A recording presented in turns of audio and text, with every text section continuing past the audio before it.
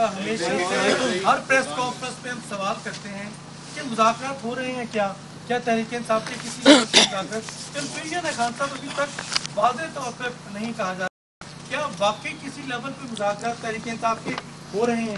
خان صاحب اسی کے ساتھ ایک یہ جوڑ لیں کہ آج سینئر صحافی ان کا بھی صبح میں سن رہا تھا، انہوں نے یہ انکشاف کیا کہ کل کے نتائج کے بعد کوئی 4 سینئر ترین جرنل جو ہیں وہ آپ سے ملے یہاں پہ، تو اس کی ذرا وضاحت کر دیں کہ کیا واقعی یہ درست ہے؟ اور جو ٹکا ثانی نے سوال کیا کہ مذاکرات اگر ہو رہے ہیں تو کس لیے؟ دیکھیں، مذاکرات کیا میں کہوں کہ ہو بھی رہے ہیں نہیں بھی ہو رہا ہے، یعنی ان کے اندر ابھی تک کوئی جو بھی تھوڑی ہماری بیک چینلز پہ ہوا ہے کوئی اس طرح کی کلیئرٹی نہیں ہے ابھی تک۔ وہ کلیئرٹی مجھے پتہ کیوں نہیں ہے، کیونکہ وہ نواز شریف ڈرا ہوا ہے الیکشن سے، وہ جب تک نہیں فیصلہ کرے گا الیکشن نہیں ہوگا۔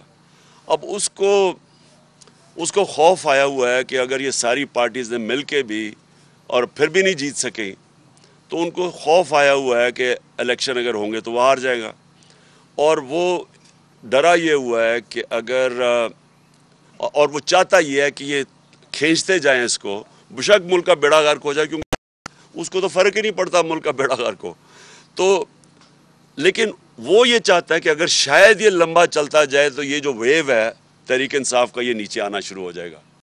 اور میں یہ سن رہا ہوں پچھلے 6 مہینے سے کہ جی اب گرمی آئے گی تو کم ہو جائے گا، اب روزے ہوں گے تو ویو کم ہو جائے گا، پھر کچھ نے کہا جی اب یہ تو ویو تو بڑھتا جا رہا ہے، تو لیکن وہ ڈرا ہوا ہے کہ وہ چاہتا ہے کہ تھوڑا ٹائم لمبا ہو، 10 مہینے 1 سال ہو جائے تاکہ ویو کم ہو تب الیکشن کروائے، اور تب تک ملک کو جو نقصان ہوتا ہے اس کا فکر ہی نہیں، کیونکہ وہ تو باہر بیٹھا ہوا ہے۔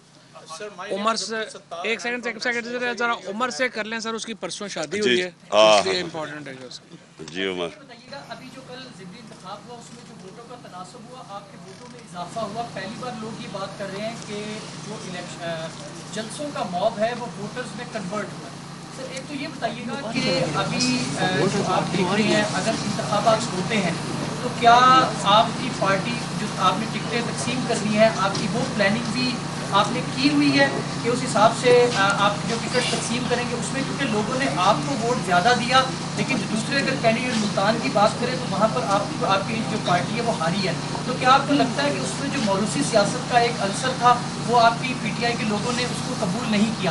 ایک تو سر یہ بتا دیں، اور ساتھ ساتھ ایک ساتھ یہ چھوٹا سا کوشچن یہ بھی ہے کہ جو آپ کا 25 کا جو لانگ مارچ تھا اس میں اور جو آپ اناؤنس کریں گے اس میں سر فرق کیا ہوگا؟ دیکھیں پاکستان بدل گیا، اور یہ جو وہ نواز شریف اور یہ زرداری 90 کی سیاست کر رہے ہیں ان کو پتہ نہیں ہے کہ ملک چینج ہو گیا، اور ملک بڑی تیزی سے چینج ہوا ہے جس کے اندر سوشل میڈیا کا بہت بڑا رول ہے، کیونکہ جو سیاسی شعور اب آیا ہے وہ کبھی پہلے تھا ہی نہیں، اوپر سے سوشل میڈیا ایک نئی قسم کی ڈیموکریسی ہے کہ جس کے پاس فون ہے اس کی آواز ہے، یہ کبھی پہلے تھا ہی نہیں۔ تو جو پرانے زمانے میں رہ رہے ہیں نا یہ جو نواز اور زرداری، ان کا ٹائم ختم ہو گیا۔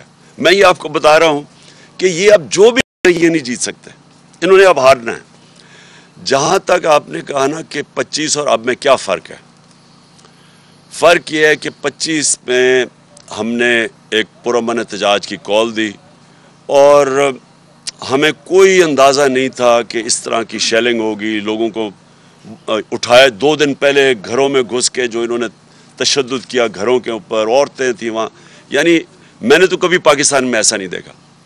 اس باری جو ہماری تیاری ہے وہ یہ جو بھی کریں گے یہ فیل ہو جائیں گے، کیونکہ وہ تیاری اب ایسی ہے کہ ہم نے پورا، مجھے پتہ ہے کہ رانا ثناء اللہ جیسے مجرم کا ذہن تو کسی بیوقوف کو بھی پتہ ہے کہ وہ اس میں عقل تو ہے ہی کوئی نہیں، وہ ڈنڈا مارو جی، یہ مارو یہ مارو، اور میں نے جو ڈرون کر دیا تو وہ اوپر سے یہ کر دیں گے۔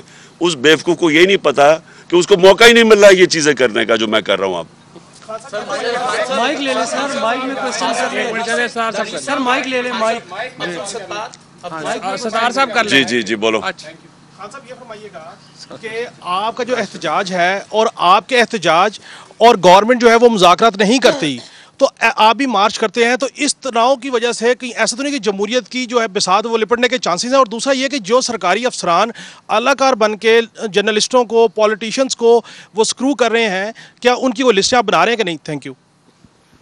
देखिए मैं आपको एक बात बताऊं कि जो इस दौर के अंदर ये 6 महीने के अंदर जिस तरह की फैशिज्म हुई है, जिस तरह का जुल्म किया गया है, जिस तरह की सख्ती की गई है, यानी जिस तरह की जमहूरियत का कत्ल हुआ है, मैं आपको यकीन, हालांकि मुशर्रफ के दौर मैंने कोई दिन जेल में गुजारे थे, लेकिन मैं आपको यकीन दिलाऊं कि मुशर्रफ, क्योंकि मैं तो अपोजिशन में था, मुशर्रफ का दौर लिबरल था इस मुकाबले में जो अब हो रहा है। मैंने कभी इस तरह की इस मुल्क के अंदर सख्ती, यानी ये जो मैं आज़म स्वाति की मैं बात कर रहा हूँ, शहबाज गिल की, यानी इस तरह मैंने तो कभी इस मुल्क में ऐसी चीज़ें नहीं होते देखी।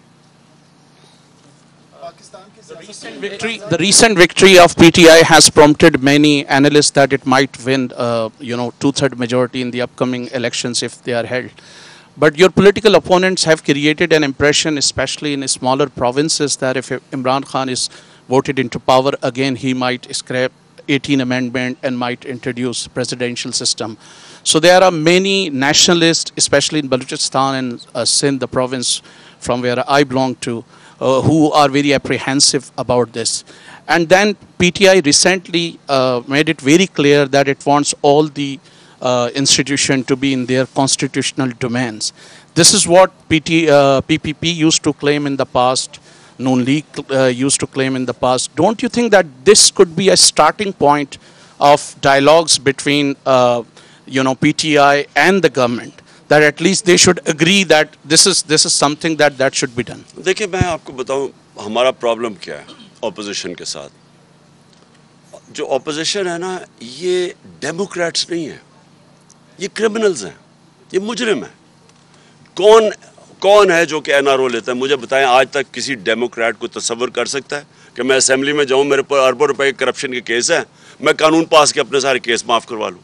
ये कभी किसी दुनिया की डेमोक्रेसी में कोई तसव्वुर भी नहीं कर सकता, क्योंकि आप पब्लिक रिप्रेजेंटेटिव होते हैं। पब्लिक रिप्रेजेंटेटिव का मतलब कि आप पब्लिक के मफादात की हिफाजत करने आते हैं।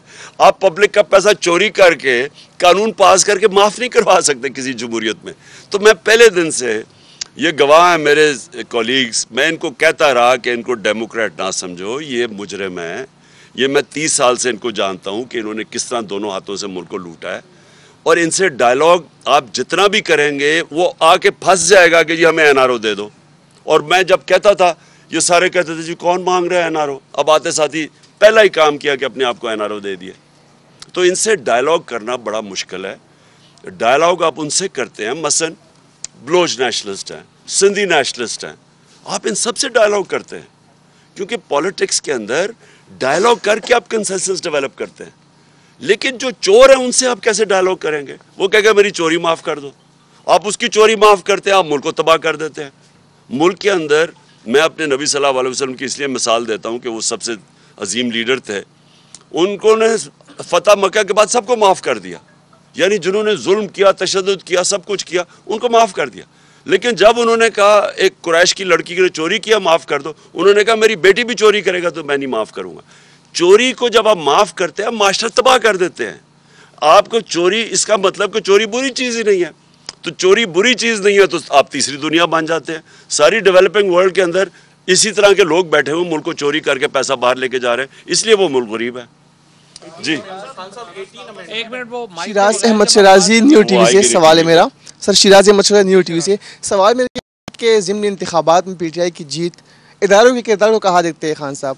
क्या बकौल आपके न्यूट्रल्स कर वाकई न्यूट्रल्स रहे, और क्या ये तासुर तो नहीं दिया जा रहा कि न्यूट्रल्स कल या ज़िमनी इंतखाबात में न्यूट्रल्स रहकर जो जनरल इंतखाबात थे उसमें जिस तरह आप उन पर इल्ज़ामात लगाते हैं कि वो प्री प्लान धांधली करते हैं, तो उसमें वो प्री प्लान धांधली करें? देखिए, कई दफ़ा गेम उधर चली जाती है कि धांधली के बावजूद भी आप नहीं जीत सकते। अब मैं जब हिंदुस्तान और पाकिस्तानी क्रिकेट मैचेस होते थे तो वो पाकिस्तान, हमारे अपने अंपायर इधर होते थे, उनके अंपायर उधर होते थे, वो हम उधर नहीं जीत सकते थे, वो इधर नहीं जीत सकते थे, क्योंकि टीम मुश्किल में पड़ती थी, अंपायर मदद करने आ जाते थे। मैं वाहिद कैप्टन हूँ जो हिंदुस्तान के अंपायरों के बावजूद जीत के आया था। ये हम अंपायरों के बावजूद जीत रहे हैं, लेकिन ये हम अंपायरों के बावजूद, क्योंकि ये जो है ना, ये सिकंदर सुल्तान से बददियानतदार इलेक्शन कमिश्नर मैंने पाकिस्तान की तारीख में नहीं देखा।